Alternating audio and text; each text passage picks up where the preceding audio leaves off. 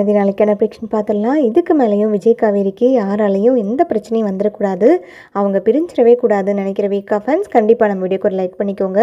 அன்பு பயங்கரமாக டென்ஷன் ஆயிடுவார். ராகவ் இப்படி சொன்னதை கேட்டுட்டு இதை உடனடியாக போய் நம்ம வீட்டில் சொல்லியே ஆகணும், இதுக்கு மேலேயும் இந்த விஜய் காவேரி கூட சேர்ந்து சுற்றிட்டு இருந்தால் நம்ம உயிருக்கும் ஆபத்தாயிரும், இதை இப்போவே நிறுத்தி ஆகணும்னு சொல்லிட்டு வேகமாக கார் எடுத்துகிட்டு வீட்டுக்கு போவார். வீட்டு வாசல்லேருந்தே உள்ளே கத்திட்டு போவார். ராதா ராதா எங்கே இருக்க? மாமா கொஞ்சம் சீக்கிரமாக வெளியில் வரீங்களா, முக்கியமான விஷயம் பேசணும், எல்லாரும் சீக்கிரமாக வாங்க வாங்கன்னு கத்த எல்லாரும் உள்ள ரூம்லேருந்து வெளியில் வருவாங்க. என்ன மாப்பிள்ள என்ன ஆச்சு, ஏன் இப்படி கத்திட்டு இருக்கீங்க, நல்லா தானே போனீங்க அப்படின்ன மாதிரி தாத்தா ஒரு பக்கம் கேட்க, ராதா ஒரு பக்கம் ஏங்க நீங்கள் இப்படி பண்ணுறீங்க, ஆரம்பிச்சிட்டிங்களா, ஏதாவது ஒன்று சொல்லி கத்திக்கிட்டே இருக்கணுமா உங்களுக்கு, நீங்கள் ஏதாவது முக்கியமான விஷயம் பேசுகிறதா இருந்தாலும் பரவாயில்ல, சாதாரண விஷயத்துக்கு இப்படி தான் கத்தி கூப்பாடு போடுவீங்களா, என்னென்னு சொல்லுங்கள் அப்படின்ன மாதிரி ராதா கோப்பட, இங்கே பாரு ராதா, நான் சும்மா சாதாரண விஷயத்துக்கெல்லாம் ஒன்றும் கத்த கிடையாது, சும்மா விளையாட்டு விஷயத்துக்கெல்லாம் உங்களை இவ்வளோ அவசரமாக கூப்பிட கிடையாது, என்ன நடந்ததுன்னு தெரியுமா, ராகவ நான் இன்னைக்கு பார்த்தேன், என் காரை கொண்டு வந்து இடிச்சான், யாருடா இப்படி கொண்டு வந்து கார் மேலே மோதுறாங்களேன்னு சொல்லி வெளியில் போய் பார்த்தா ராகவ் வந்து என் கண்ணு முன்னாடி நின்று சொல்கிறான், ஓ சென்னையிலேருந்து இங்கே வந்துட்டிங்கன்னா உங்களை யாரும் எதுவும் பண்ண முடியாதுன்னு நினைக்கிறீங்களா,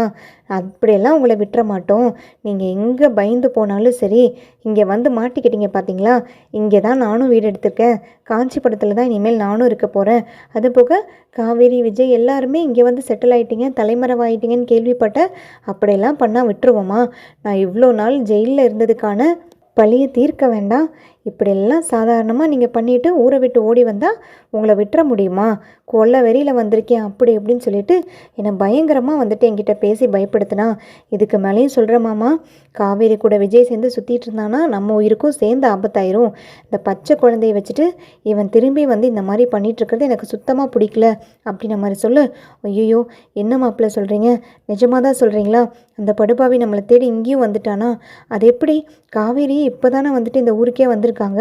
நம்மளை தேடி அவ்வளோ சீக்கிரம் எப்படி வர முடியும் அப்படின்ன மாதிரி தாத்தா கேட்க, ஐயோ மாமா அவன் இப்போ தான் ஜெயிலேருந்து வந்திருக்கான் போல், அவன் அப்பா ஒருத்தர் இருக்கான், அவன் வந்தால் இதை விட கதை கந்தலாயிரும், ஏற்கனவே ஃபோனில் ஒருத்தங்கிட்ட சொல்லிகிட்டு இருக்கான் இங்கே தான் வீடு எடுத்திருக்கேன்னு சொல்லி, தயவு செய்து சொல்கிற மாமா, ஒன்று நம்ம இந்த ஊர்லேருந்து காலி பண்ணி வேறு எங்கேயாவது போயிடலாம், அல்லது இந்த காவேரி குடும்பத்தோட சங்காத்தமே வேணான்னு கம்முன்னு நம்ம பாட்டுக்கு வீட்டோடு இருந்துக்கிறது நல்லதுன்னு நினைக்கிறேன், நம்ம தான் இப்போ பிஸ்னஸே பார்க்காம எதையும் பார்க்காம வீடு உண்டு குழந்தை உண்டு நம்ம குடும்பம் உண்டு அப்படியே தானே சுற்றி சுற்றி வாழ்ந்துட்டுருக்கோம், அதே மாதிரி இருந்துட்டு போகிறது நம்மளுக்கு நல்லதுன்னு நினைக்கிறேன், நம்மளுக்கு காசும் தேவையில்லை, பணமும் தேவையில்லை, எந்த பிஸ்னஸும் தேவையில்லை, நம்ம பாட்டுக்கு இருந்துட்டு போயிடலாம் அப்படின்ன மாதிரி ஒரு பக்கம் இங்கே பிரச்சனை போயிட்டுருக்கோம். அங்கே ஸ்கூலில் பார்த்தீங்கன்னா காவேரி கிட்ட விஜய் பயங்கரமாக ரொமான்ஸ் பண்ணிகிட்ருப்பாரு. மிஸ் நான் இதை சொல்லியே ஆகணும் மிஸ், உங்ககிட்ட இதை சொல்லலைன்னா என் மண்டையே வெடிச்சிரும் அப்படின்ன மாதிரி சொல்ல, சார் நீங்கள் கொஞ்சம் சீக்கிரமாக சொல்கிறீங்களா, என்ன அப்படி சொல்ல போகிறீங்க, சும்மா இதவே சொல்லி சொல்லி இழுத்துக்கிட்டே இருக்கீங்க, டக்குன்னு சொல்லுங்கள் நான் கிளாஸ்க்கு போகணும் அப்படின்ன மாதிரி சொல்ல, ஆக்சுவலி மிஸ் இது எப்படி சொல்கிறதுன்னு தெரியல, பட் நான் சொல்லலாமானும் தெரியல அப்படின்ன மாதிரி விஜய் ரொம்ப இன்னசென்ட்டாக பிஹேவ் பண்ண, சார் நீங்கள் சொல்கிறதுனா சொல்லுங்கள் இல்லாட்டி கிளம்புங்க, மிஸ் போயிடாதீங்க மிஸ், வெயிட் பண்ணுங்கள் நான் சொல்லிடுறேன், ஹாப்பி பர்த்டே மிஸ் அப்படின்ன மாதிரி சொல்ல, ஹாப்பி பர்த்டேவா, இதை சொல்கிறதுக்கு தான் இவ்வளோ பில்டப் பண்ணிங்களா, இவ்வளோ தயங்கினீங்களா அப்படின்ன மாதிரி சொல்ல, மிஸ் சும்மா கிண்டல் பண்ண மிஸ், என்ன மிஸ் நீங்கள் காலையிலேயே இவ்வளோ கோவமாக இருக்கீங்க, இவ்வளோ ஹீட்டாக இருக்கீங்க, இன்றைக்கி உங்கள் பர்த்டே தானே, இன்றைக்காவது கொஞ்சம் சாஃப்டாக இருக்கலாம்ல அப்படின்ன மாதிரி சொல்ல, ஐயோ சார் நான் நல்ல மூடில் கிளம்பி வந்தேன், நீங்கள் அதை இதையும் பேசி என் மூடையே அப்செட் பண்ணிட்டீங்க அப்படின்ன மாதிரி சொல்ல, சரி எனிவேஸ் நான் இன்றைக்கி உங்கள் ஈவினிங் உங்கள் பர்த்டேக்கு வீட்டுக்கு வர தானே போகிறேன், உங்கள் அப்செட் பண்ண மூடை நானே சரி பண்ணிடுறேன் ஓகேவா, சாரி மிஸ் பாய் மிஸ் அப்படின்னு சொல்லிட்டு குதிச்சு ஓடிடுவார். அதை பார்த்துட்டு காவேரிக்கும் சிரிப்பு வந்துடும், இவர் என்ன இவ்வளோ துருத்துருன்னு இருக்கார், ஏதாவது ஒன்று ரொம்ப டாக்கேட்டிவாக பேசிக்கிட்டே இருக்கார்,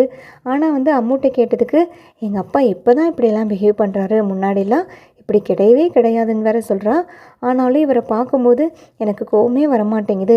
இவர்கிட்ட உரிமையாக பேசணுன்னு தான் தோணுது, என்னவோ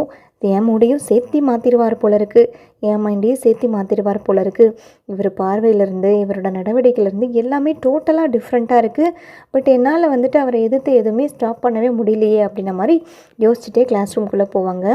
அம்மு உள்ளே போன உடனே ஹாப்பி பர்த்டே மிஸ் அப்படின்ன மாதிரி சொல்ல, அம்முவை பார்த்துட்டு கிளாஸில் இருக்க எல்லா குழந்தைங்களும் ஹாப்பி பர்த்டே சாங் வந்துட்டு காவேரிக்கு பாடுவாங்க. காவேரிக்கு ரொம்ப ஹாப்பி ஆயிரும், இன்றைக்கி டேவே ரொம்ப ஃப்ரெஷ்ஷாக ஜாலியாக ஸ்டார்ட் ஆகிருக்குது அப்படின்ன மாதிரி தேங்க்யூ சொல்லுவாங்க எல்லாருக்கும். அட் த சேம் டைம் அம்முவை அம்மாவுக்கும் ஸ்பெஷல் தேங்க்யூ சொல்லுவாங்க. அன்றைக்கி டே பார்த்திங்கன்னா ஸ்கூலில் டக்குன்னு முடிஞ்சதுக்கப்புறம் ஈவினிங்காக வந்துட்டு காவேரி கிளம்புவாங்க. உடனே அம்மு பின்னாடியே ஓடி போய், மிஸ் மிஸ் என்ன மிஸ் நீங்கள் என்னை கூப்பிடவே இல்லை ஈவினிங் உங்கள் பர்த்டேக்கு அப்படின்ற மாதிரி சொல்ல, ஏய் அம்மு, ஏற்கனவே பாட்டி தான் உன்னை கூப்பிட்ருக்காங்கல்ல, சரி சீக்கிரமாக வந்துரு, வீட்டுக்கு போயிட்டு ஃப்ரெஷ் ஆகிட்டு அப்பாவை கூட்டிகிட்டு வந்துரு அப்படின்ற மாதிரி சொல்ல, அதெல்லாம் அப்பா ரெடியாக இருப்பார் மிஸ், எனக்கு முன்னாடி நான் எப்போ வீட்டுக்கு போவேன் அங்கே கூட்டிகிட்டு வரலான் தான் வெயிட் பண்ணிக்கிட்டு இருப்பாருன்னு சொல்லிட்டு அம்முவும் வந்துட்டு ஸ்கூல்லேருந்து வீட்டுக்கு கிளம்பிடுவாங்க. அந்த டைமில் பார்த்தீங்கன்னா விஜய் வந்து அம்முவை பிக்கப் பண்ணிவிட்டு வீட்டுக்கு போனதுமே ஹால்லேயே வந்துட்டு 3 பேரும் நின்றுட்டுருப்பாங்க. உள்ளே போனதுமே, ஏன் எல்லோரும் ரொம்ப டல்லாக இருக்கீங்க, என்னாச்சு, ஏன் தாத்தா உங்கள் முகமே சரியில்லை, என்ன விஷயம் அப்படின்ன மாதிரி விஜய் கேட்க, உடனே அம்மு, நான் உள்ளே போய் ட்ரெஸ் சேஞ்ச் பண்ணுறப்பா, காவேரி மிஸ் வீட்டுக்கு போகிறதுக்கு நீங்களும் ரெடி ஆயிருங்கன்னு சொல்லிட்டு போக, உடனே தாத்தா கேட்பாரு, எங்கப்பா அம்மு எங்கே போகிறதுக்கு சொல்லிட்டுருக்கா, காவேரி வீட்டுக்கா அப்படின்ன மாதிரி கேட்க, ஆமாம் தாத்தா, இன்றைக்கி காவேரிக்கு பர்த்டே, ஈவினிங் வந்துட்டு கேக் கட் பண்ணுறேன்னு சொல்லி அத்தா சொல்லியிருக்காங்க, அதுக்காக தான் போகிறோம் அப்படின்ன மாதிரி விஜய் தாத்தா கிட்ட சொல்ல, அதெல்லாம் இருக்கட்டும், முதல்ல என்ன விஷயங்கிறது நீ உங்கள் தாத்தா கிட்ட பேசிட்டு கேக்கு வெட்டுறதா இல்லை பிறந்தநாள் கொண்டாடுறதா இல்லை வேறு ஏதாவது கொண்டாடுறதான்னு கேளு அப்படின்ன மாதிரி சொல்ல, என்ன சித்தப்பா நீங்கள் எப்போ பார்த்தாலும் ஒரு மாதிரியாக பேசிக்கிட்டு இருக்கீங்க, நேற்று காவேரி வீட்டுக்கு வந்திருக்கும் போது அப்படி தான் பேச்செல்லாம் வித்தியாசமாக இருந்தது, உங்கள் முகமும் மொழியும் எல்லாமே வித்தியாசமாக இருந்துச்சு, நானும் சரிதான் போன போதுன்னு விட்டுட்டே இருந்தால் நீங்கள் ரொம்ப ஓவராக தான் கண்ட்ரோல் மீறி போயிட்டுருக்கீங்க, இப்போ என்ன விஷயம், எதுக்காக நீங்கள் இப்படியெல்லாம் சொல்கிறீங்க அப்படின்ன மாதிரி கேட்க, உடனே தாத்தா, ஐயோ விஜய் நீ சித்தப்பாவை எதுவும் கோவப்படாதப்பா, நம்ம திரும்பியும் பெரிய பிரச்சனையில் மாட்ட போகிறோமோன்ற பயத்தில் தான் சித்தப்பா இப்படி சொல்கிறாரு, ராகவன் இன்றைக்கி பார்த்துருக்காரு, அவன் சித்தப்பா கிட்ட வந்து மிரட்டிட்டு போயிருக்கான், உன்னையும் காவேரியும் சும்மா விட மாட்டேன், உங்கள் குடும்பத்தை வந்துட்டு உண்டு இல்லைன்னு பண்ணாமல் விட மாட்டேன், ஜெயிலில் நான் பட்ட கஷ்டத்துக்கெல்லாம் பதிலடி கொடுத்தே திருவேன் அப்படி எப்படின்னு சொல்லிட்டு அவன் பயங்கரமாக மிரட்டிட்டு போயிருக்கான் அப்படின்ன மாதிரி சொல்லு. சடனாக ஓடி போய் விஜய் செவுத்தில் கையை வச்சு முட்டுவார். அவன் இன்னும் உயிரோடு தான் இருக்கானா, என்னையும் என் குடும்பத்தையும் இந்த அளவுக்கு படுத்தினதுக்கு அவனெல்லாம் நான் கொல்லாமல் விட்டதே பெரிய விஷயம், இதில் வேற திரும்பி என்கிட்ட மோதிரக்கு அவன் வரப்போகிறானா, வரட்டும், இந்த வாட்டி நான் பார்த்துக்கிறேன் அப்படின்ன மாதிரி விஜய் கோவப்பட, உடனே சித்தப்பா உன் கோவம் இதெல்லாம் நியாயமாக தான்ப்பா இருக்குது, ஆனால் யார்கிட்ட மோதுறங்கிறத பார்த்துட்டு மோது, ஏற்கனவே நூலிலையில் உயிர் தப்பி இருக்கிற காவேரிக்கு புத்தி சுவாதனமே ஆகிப்போச்சு, பழைய ஞாபகம் எதுவும் வராமல் அந்த பொண்ணு குழந்தை யார், அம்மா யார், அப்பா யாருன்றது தெரியாமல் சுற்றிக்கிட்டு இருக்கு, இதையும் மீறி இதெல்லாம் பண்ணுவான்னு தெரிஞ்சு திரும்பி அவங்ககிட்ட போய் மோத போறியா, நீ தாராளமாக மோது விஜய், ஆனால் தயவு செய்து எங்களை விட்டுரு அப்படின்ன மாதிரி சொல்ல, உங்களை யார் சித்தப்பா இப்போ பிடிச்சிட்ருக்கா, நான் ஒன்றும் உங்களை வந்து இந்த பிரச்சனைக்குள்ளே வரவே சொல்லலையே, நான் பார்த்துக்கிறேன்னு தான் சொன்னேன், நீங்கள் யாரும் என் குடும்ப விஷயத்தில் தலையிட வேண்டாம், என்ன நினச்சி நீங்கள் பயப்படவும் வேண்டாம், இதுக்கு மேலே பசுபதி வந்தாலும் சரி பசுபதியோட பையன் வந்தாலும் சரி நான் 1 to 1 நான் பார்த்துக்கிறேன், நீங்கள் யாரும் பயப்படாமல் இருங்க அப்படின்ன மாதிரி கோவமாக பேசிகிட்டு இருக்க, டக்குன்னு வந்துட்டு அம்மு வந்துடுவாங்க. அம்மு வந்ததுமே, அப்பா என்னாச்சுப்பா, ஏன்ப்பா இவ்வளோ கோவமாக பேசுகிறீங்கன்னு கேட்க, ஒன்றும் இல்லடா வா நம்ம கிளம்பலான்னு சொல்லிட்டு எல்லாரையும் பார்த்து ஒரு மாதிரியாக லுக்கு விட்டுட்டு விஜய் அம்மு கூட்டிகிட்டு காவேரி வீட்டுக்கு கிளம்பிடுவாங்க. காவேரி வீட்டுக்கு போனதுமே பார்த்தீங்கன்னா அங்கே ரெடியாக இருப்பாங்க எல்லாருமே, டெக்கரேஷன்ஸ் எல்லாம் காவேரிக்காக யமுனாவும் கங்காவும் பயங்கரமாக பண்ணியிருந்திருப்பாங்க. அன்னைக்குன்னு பார்த்து நிவின்னாலையும் வர முடியாது, குமரனாலையும் வர முடியாது, அதை நினச்சி தான் வந்துட்டு கங்கா ஃபீல் பண்ணிகிட்ருப்பாங்க. சரி குமரன் மாமா வந்திருந்தா விஜயை பார்த்துருப்பாரு, விஜய் பார்த்துருக்கிறதுக்கு அவ்வளோ சந்தோஷப்பட்டுட்டு இருந்தார், பார்க்கணுன்னு அவ்வளோ ஆசைப்பட்டுட்டு இருந்தார், ஆனால் அவர்னால தான் வர முடியலன்னு சொல்லிட்டு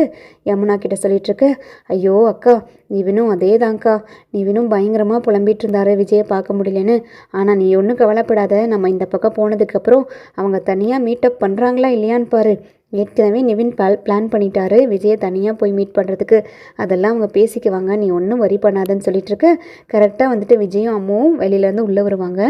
உள்ளே வந்ததுமே கங்கா யமுனா எல்லாரும் ஓடி போவாங்க. காவேரிக்கு ஒரு மாதிரி வித்தியாசமாக இருக்கும், ஏன் விஜய் வந்ததும் இவங்கெல்லாம் ஓடி போகிறாங்க,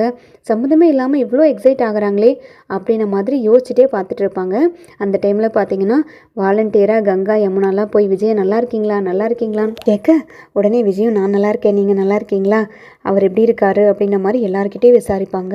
உடனே காவேரிக்கு ஒன்றுமே புரியாது, அம்மா என்னம்மா இவங்க எல்லாருமே வந்துட்டு முன்னாடியே தெரிஞ்சவங்க மாதிரி மாற்றி மாற்றி விசாரிச்சுட்டு இருக்காங்க, எனக்கு ஒன்றுமே புரியலம்மா அப்படின்ன மாதிரி சொல்ல, அதுக்குன்னு நம்ம வீட்டுக்கு யாராவது வந்தால் இப்படி நல்லா விசாரிக்காமல் பேசாமல் பழகாமல் இருக்க முடியுமா, அந்த மரியாதை கூட தெரியாமையா நான் என் பிள்ளைங்களை வளர்த்திருக்கேன், யமுனாவும் கங்காவும் அவர் மேலே இருக்கிற மரியாதையில் தான் போய் பேசுகிறாங்க, வாங்க நம்ம வீட்டுக்கு கூப்பிட்றாங்க அப்படின்ன மாதிரி சொல்ல, கங்கா ஓடி போய் அம்முக்குட்டியை தூக்கி பயங்கரமாக முத்தம் கொடுப்பாங்க. அம்மா உனக்கு எப்படி இந்த குழந்தைய ரொம்ப பிடிச்சதோ அதே மாதிரி எனக்கும் ரொம்ப பிடிச்சிருச்சுமா அப்படின்ன மாதிரி சொல்ல அந்த அம்மாவும் வந்துட்டு எல்லாருக்கிட்டேயும் பயங்கரமாக கொஞ்சம் விளையாட ஆரம்பிச்சிரும். கங்காவோட குழந்தைகிட்டேயும் பயங்கரமாக ஒட்டிக்கும். ஏய் உனக்கு ஒரு ஃப்ரெண்டு கிடச்சிட்டா பார்த்தியா, இனிமேல் நீங்கள் 2 பேரும் சேர்ந்து ஜாலியாக விளையாடலாம் அப்படின்ன மாதிரி பாட்டி ஒரு பக்கம் சொல்லிகிட்ருப்பாங்க. எல்லாருக்குமே வந்துட்டு விஜய் பார்த்ததில் ரொம்ப சந்தோஷமாக இருக்கும். யமுனா தனியாக விஜயை கூட்டிகிட்டு போய் சொல்லுவாங்க, எனக்கு ரொம்ப சந்தோஷமாக இருக்கு மாமா உங்களை பார்த்ததில். என்னென்னமோ நடந்துருச்சு இந்த 5 வருஷம் கேப்பில். நீங்கள் இப்படி வந்து நிற்பீங்க எங்கள் கண்ணு முன்னாடி, நீங்களும் காவேரி அக்காவும் சேருவீங்க பேசுவீங்கன்னு நான் சத்தியமாக நினச்சி கூட பார்க்கல. அவள் குழந்தைய கூட என் கண்ணால் பார்க்கவே முடியாதுன்னு நினச்சேன். எவ்வளோ பெருசாக வளர்ந்துட்டா, எவ்வளோ மெமரிஸை மிஸ் பண்ணியிருக்கோம் அப்படின்ன மாதிரி சொல்ல, அப்புறம் யமுனா நீ டெப்யூட்டி கலெக்டருக்கு சைன் பண்ணிட்டியாமே, ரொம்ப சந்தோஷம் யமுனா, எல்லாரோட லைஃப்பும் நல்லபடியாக மாறியிருக்கு, கங்க்ராச்சுலேஷன்ஸ் யமுனான்னு சொல்ல, தேங்க்யூ மாமா, இதெல்லாமே உங்களுக்கும் வந்துட்டு நீங்கள் உங்களோட சப்போர்ட் இல்லாமலும் கண்டிப்பாக நடந்திருக்காது. நிவினை எவ்வளோ தூரம் ஃபோர்ஸ் பண்ணி எவ்வளோ கஷ்டப்பட்டு எனக்கு கல்யாணம் பண்ணி வச்சிங்க, நிவின்னாலையும் எல்லாரோட சப்போர்ட்னாலையும் தான் இது நல்லா நடந்திருக்கு மாமா, உங்களுக்கு தான் நான் தேங்க்யூ சொல்லணும் அப்படின்ன மாதிரி யமுனா ரொம்ப பெருந்தன்மையாக பேசுவாங்க. அதுக்கப்புறம் பார்த்தீங்கன்னா கேக் கட்டிங்க்கு எல்லோரும் ரெடி பண்ணி காவேரியெல்லாம் கூட்டிகிட்டு போயிடுவாங்க. விஜய் பயங்கரமாக சந்தோஷமாக எல்லாரோடையும் பேசி பழகிட்டு சிரிச்சிட்ருப்பார். அந்த டைமில் பார்த்தீங்கன்னா கங்கா போய் காவேரி கிட்ட சொல்லுவாங்க, ஏய் என்னடி உன் ஸ்டூடெண்ட்டோட அப்பா பயங்கர ஹேண்ட்ஸமாக இருக்காரே, பாரு அவரோட ஆளும் ஸ்டைலும் அவரோட அழகும் என்ன கலரு, என்ன ஹேண்ட்ஸமாக இருக்கார், எனக்கே சைட் அடிக்கலாம் போல் தோணுதுடி. பேசாமல் நீ ஒன்று பண்ணு காவேரி, இவரை சைட் அடித்து இவரை லவ் பண்ணி இவரையே கல்யாணம் பண்ணிக்கொடி. அந்த குழந்தைக்கு தான் அம்மா இல்லைன்னு சொல்லிட்டு இருந்துச்சு அம்மா, அப்புறம் என்னடி அந்த குழந்தைக்கு உன்னை ரொம்ப பிடிச்சிருக்கு, பேசாமல் நீ அப்படி பண்ணலாம்ல அப்படின்ன மாதிரி சொல்ல, அக்கா என்னக்கா பேசிகிட்ருக்க, சும்மா இருக்கா, ஏதாவது ஒன்று அந்த சம்மந்தம் மாதிரிலாம் பேசிகிட்ருக்காத, என்னென்னமோ உளறிக்கிட்டு இருக்கே அப்படின்ன மாதிரி சொல்லிட்டு. ஆனால் காவேரி அதுக்கப்புறம் விஜயவே ஒத்து பார்த்துட்ருப்பாங்க. ஒத்து பார்த்து சிரிச்சுட்டே யோசிப்பாங்க, ஆமாம்ல அக்கா சொன்ன மாதிரி பயங்கர ஹேண்ட்ஸமாக இருக்கார், இவர் இதுக்கு முன்னாடியே என் கனவில் வந்திருக்காரு, இவர் என் கனவில் வரும்போதே நினச்சேன் நான் இவரை தான் வந்துட்டு நான் கல்யாணம் பண்ணணும் லவ் பண்ணணும்னு, ஆனால் இவரே நேரில் வந்திருக்காரு. ஆனால் என்ன ஒரு குழந்தைக்கு அப்பாவாக இருக்கார், பட் ஸ்டில் அம்மா இல்லை, இருந்தாலும் எனக்கு நிறைய வாய்ப்பு இருக்குன்னு தான் நினைக்கிறேன். இப்படி கடவுளாக பார்த்து என் கனவில் வந்தவர் நிஜத்தில் அனுப்பியிருக்காங்கன்னா கண்டிப்பாக ஏதாவது சம்மந்தம் இருக்குன்னு தான் நினைக்கிறேன் அப்படின்ன மாதிரி வச்ச கண்ணு வாங்காமல் காவேரி விஜயவே பார்த்துட்டு இருக்கும்போது கரெக்டாக விஜய் அதை நோட் பண்ணிடுவார். நோட் பண்ணிவிட்டு 1 to 1 வந்துட்டு 2 பேரும் ஒரு 1 minute வந்துட்டு பார்த்துக்கிட்டே இருப்பாங்க. சடனாக வந்துட்டு கான்ஷியஸ் வந்தோன்னே விஜய் என்ன மிஸ் அப்படின்ன மாதிரி கேட்க, அச்சோ ஒன்றும் இல்லை சார் சாரி சார் அப்படின்னு சொல்லிட்டு காவேரி கீழே குமிஞ்சிருவாங்க. ஆனால் காவேரிக்கு வந்துட்டு விஜய் லவ் பண்ணுன்ற ஐடியா 200% வந்துடும். இனி செம்ம ஜாலியாக எபிசோட் போக போகுது.